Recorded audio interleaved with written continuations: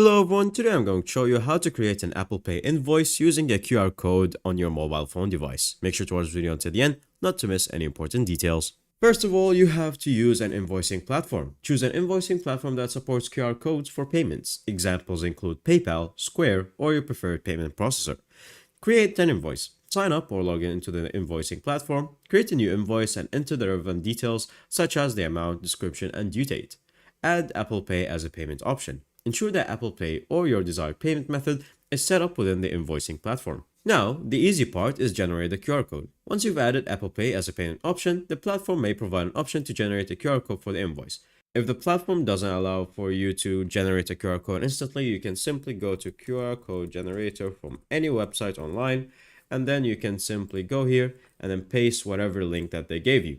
Once you do that, it will generate for you the QR code, the logo, and the shape, and you may add whatever you want like, and you can download it as a JPG, and then you can print that. Now to share the invoice with your customer through email, messaging, or your preferred communication method.